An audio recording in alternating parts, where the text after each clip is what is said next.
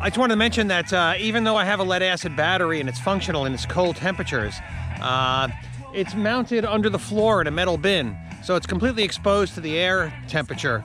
And in this cold weather, it's definitely experiencing a diminishment of capacity, meaning I've got to have sunlight in the morning to recharge this thing. You're not going to get the same performance out of a lead acid battery in cold weather as you will in the 70-degree temperatures where they rate these batteries. If you don't have one and it's windy and you're not in the clam shelter like I am, you're going to be eating peanut butter for dinner because the wind will blow out the flames in an open situation like this. Easily solvable with these windscreens. I'll have a link in the bottom. And the other thing, the reason I'm using it now, I'm not in the wind, is it reflects a lot of heat back on the pot. And it saves fuel. It brings things to a boil quicker, and it just works great. So you do need one of these. You may not know it yet, but you will. Hold on. So I love sharing these trips with people, and you can really help me by clicking like. It says TW on the tank for tar weight. That's how much just the tank weighs. And in this case, it's 14.2 pounds on this tank, and I checked it, it's pretty close to correct. Whatever this weighs over 14.2 pounds is how much propane I have in it. So let me give that a shot here. Particular luggage thing, it has an index on it that this weighs 23 pounds.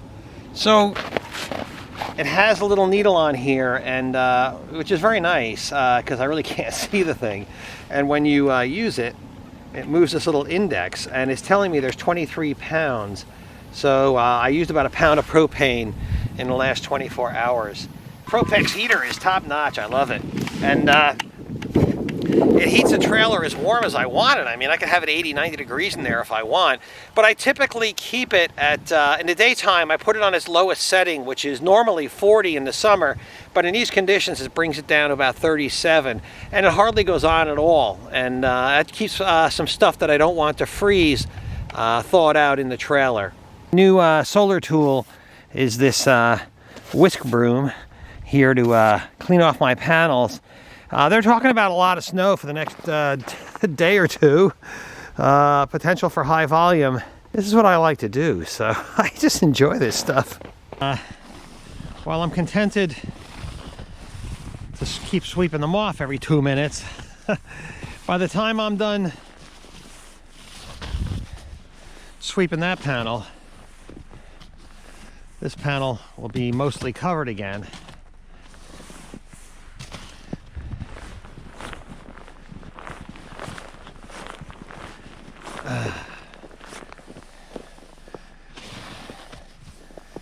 So today would be a tough solar day without the snow, but I could keep pace.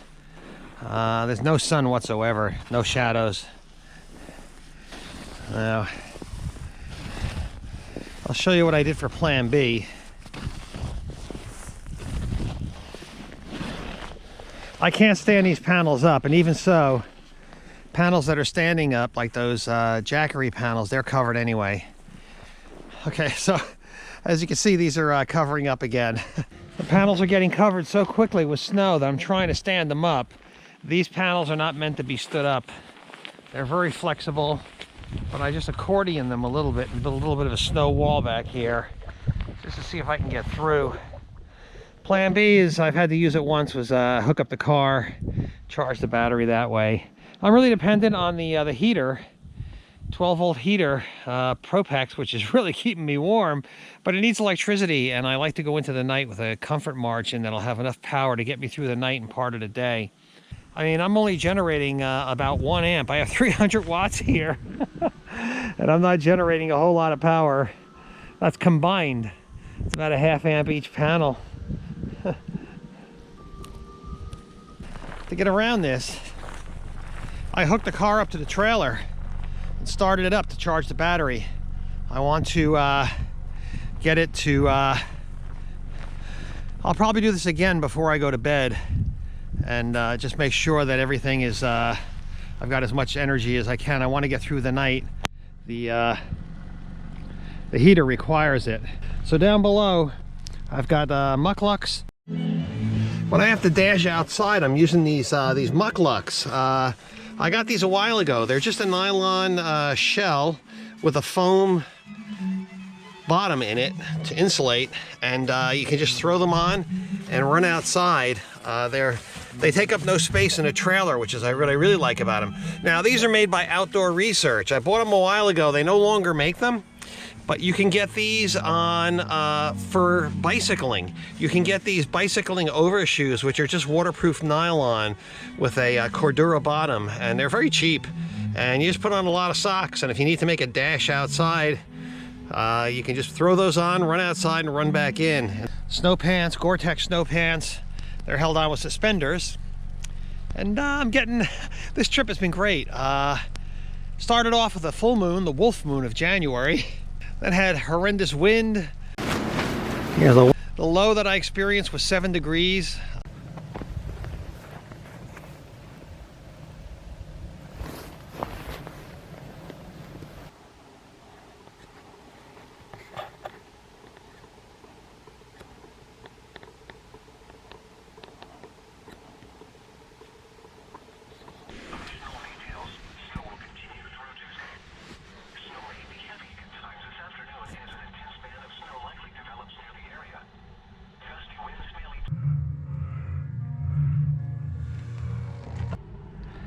Okay, it's 12 degrees outside, and it's 64 degrees inside. The lowest it's gotten so far is 9 degrees.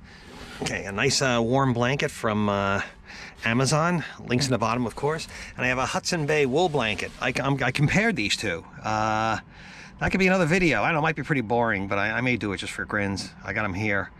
Okay, and this Vistabule is one of 2 that was built with a tongue box. Vistabule doesn't do it anymore. It's collectible, I guess, right? Increased hugely in value, right? I've always wondered how cold it is in there. So I put a thermometer in here.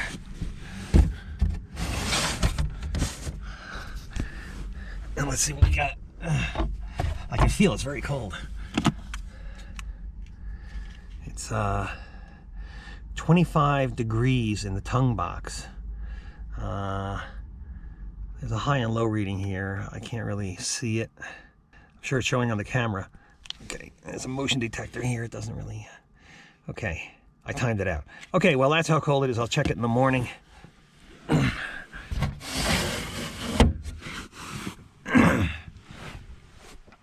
Virtually every single corner of this trailer is a different temperature, and it's a little weird. Like, it's warm in here now. The air's warm.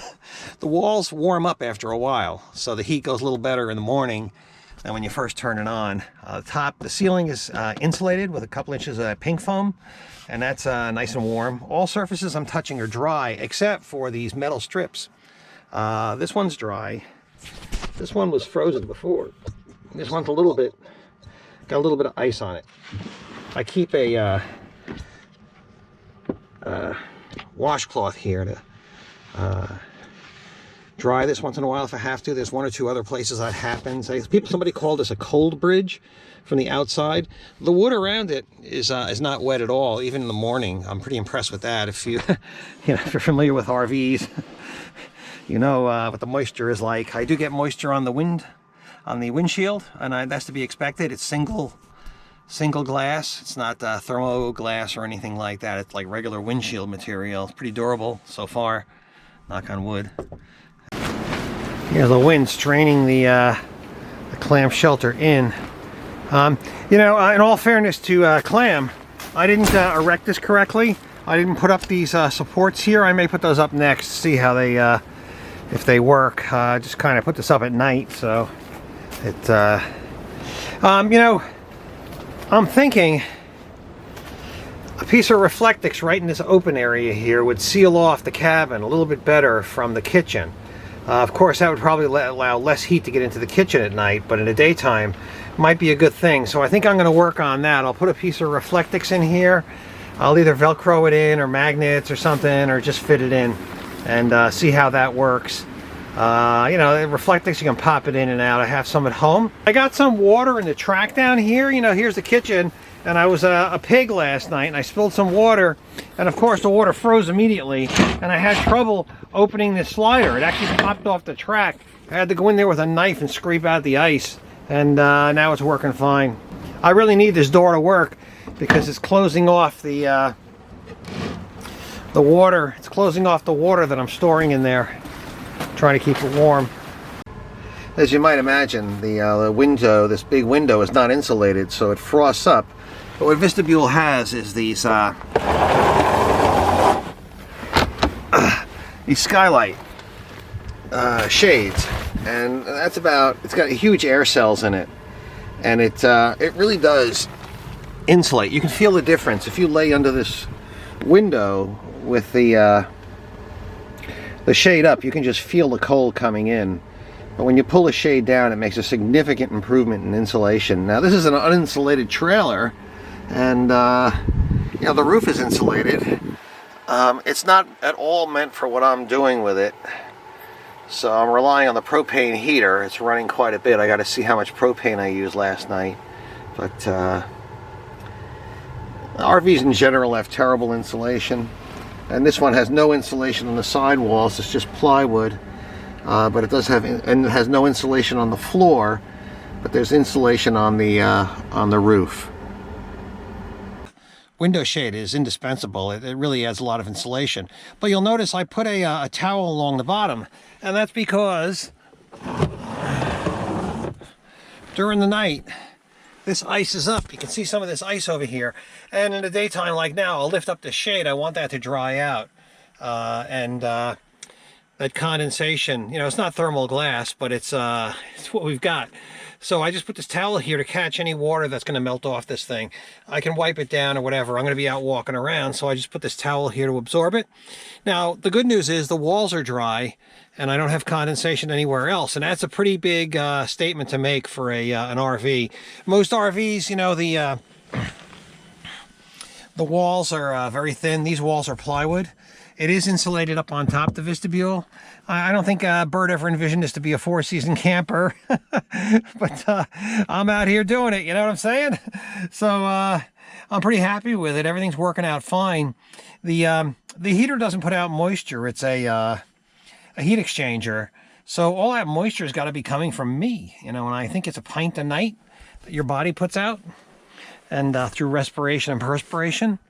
And apparently that's a pint of water on the windshield. It's easy to deal with. I know I have friends who have RVs, and they have much greater precipitation problems inside on their walls. I mean, their walls are wet and terrible. And that's mainly because they're using things like Mr. Heater and all that, which give off, I think, 20 ounces of water into the air when you burn propane per pound. And I'm going through about 2 pounds at night. That'd be 40 ounces. That's a lot of water it would put out if I had one of those heaters. Breakfast is oatmeal with raisins, sunflower seeds, pumpkin seeds, walnuts, almonds, wheat bran, oat bran, flax bran, and there's a few other things in there. And I'm going to have that with yogurt once this is done cooking over. So, pretty hungry. It's almost, it's 20 to 12, almost noon. That's how long it took to get everything together. As long as the snow and the wind hold off, I'll be a happy guy, but it doesn't seem like that kind of a week for me. I'm thinking of pulling up this rug. It's not doing anything. It's just snowing here.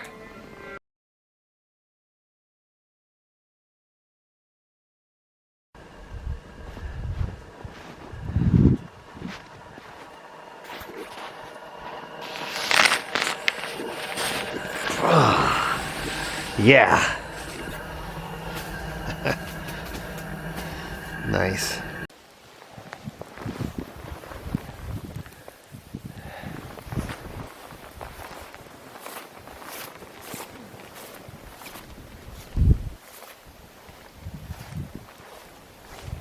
So far, everything's holding up great. Just have to shake the roof.